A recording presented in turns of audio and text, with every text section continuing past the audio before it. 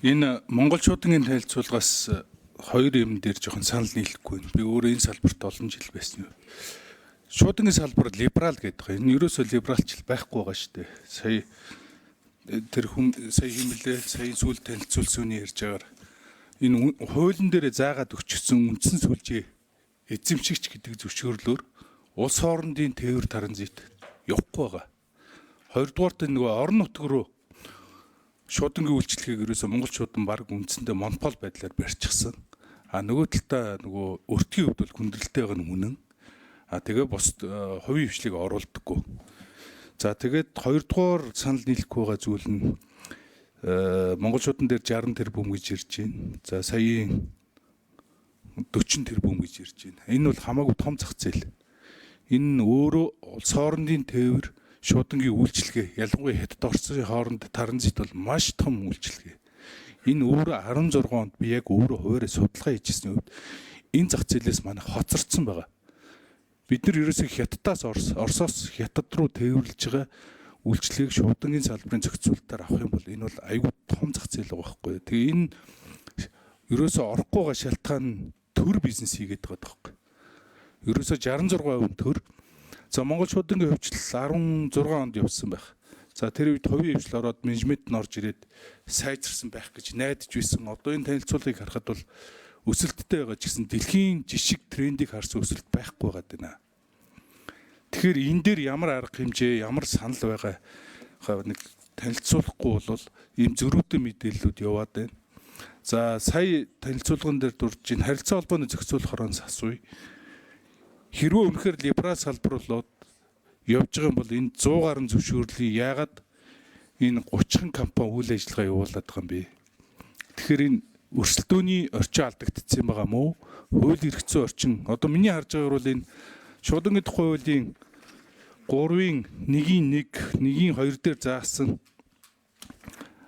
3-ийн 1-ийн 12 дээр заасан шуудангийн үндсэн сүлжээ гэж төрийн өмчийн оролцоотой буюу Монгол шуудангал энэ үйлчлэгээнүүдийг эрхлэнэ гэж заасан байгаа нь энэ салбарыг либералчлахгүй, орлогогүй байлгаад байна л гэж үзээд байгаа. Энэ дээр харилцаа холбооны зохицуулахаар сонсё.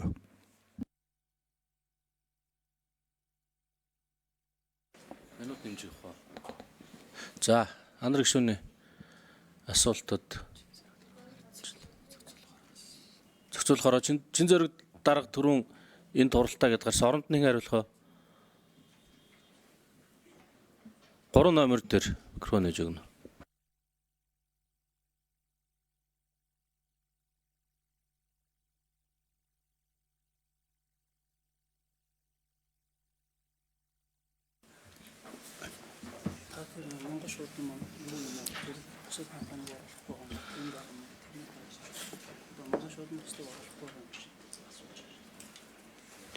За, та бүхэнд энэ өдрийн мэндийг хүргэе.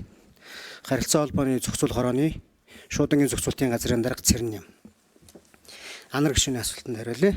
За, өнөөдөр 2025 оны 1-р улирлын байдлаар харилцаа холбооны зохицуулах хорооноос шуудангийн сүлжээ үйлчлэгээ эрхлэх тусгай зөвшөөрлийн тоо 93 аж ахуй нэгж эзэмшиж байгаа. 126 тусгай зөвшөөрөл байгаа.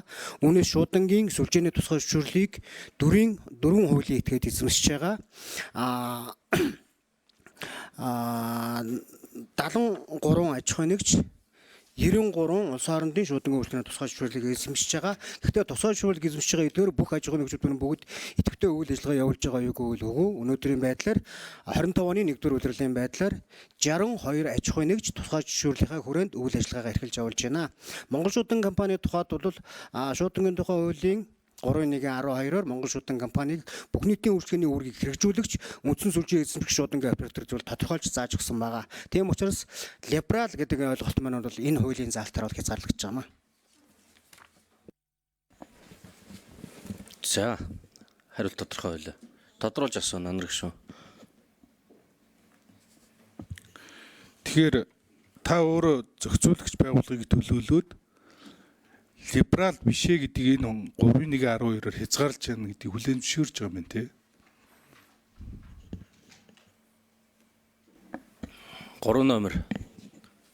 За. Үндсэн сүлжээ эзэмшигч гэдэг ойлголтыг түрүүн Монгол шуудан компани дэд захирал Хос 2 тайлбарлахдаа дэлхийн одоо нэгдсэн том глобал сүлжээнд дэлхийн 192 орны сүлжээнд холбогдож байгаа. Энэгээр бол үндсэн сүлжээ эзэмшигч байдаг. Нөгөө талдаа дотооддоо болохоор зэрэг бүх нийтийн үйлчлэгээний үүргийг хэрэгжүүлэгч учраас үндсэн сүлжээ эзэмшигч байгаа юм. Тийм учраас үндсэн сүлжээ эзэмшигч өөрөө бол дид үзрэлд бүтэц хязгаарлагдмал бус нутагт буй оршин буй ард иргэдэд шуудангийн үйлчлэгээг өдөр тутмын үйлчлэгээг энгийн үйлчлэгээний жижиг үн тарифаар хүргэх тийм үрийг бол хүлээж ажилладаг ийм өвмөц онцлогтой ийм оператор компани гэдэг.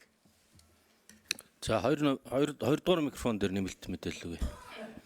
За Монгол шуудан компани дэд захирал Хос 2 анар гишүүний асуултанд хариулъя. За Монгол шуудан компани монопол гэхээсээ илүүтэй төрийн өмнөөс иргэдэд хүргэх үйлчлэгээ хүргэх үүргийг одоо хүлээж ажиллаж байгаа гэж томьёолуулах зохиомжтой баха. Яагаад гэвэл өнөөдөр орон нутагт бол хаанч байсан хувийн хэвшил одоо зах зээл бага учраас хүрхгүй байгаа газар иргэдэд тэр үйлчлэгээ хүргээд байгаа. Тэр агуулгаараа бол илүү үүрэг хүлээж ажиллаж байгаа гэж ойлгуул зүг болох байхаа гэж бодож байна. Баярлалаа.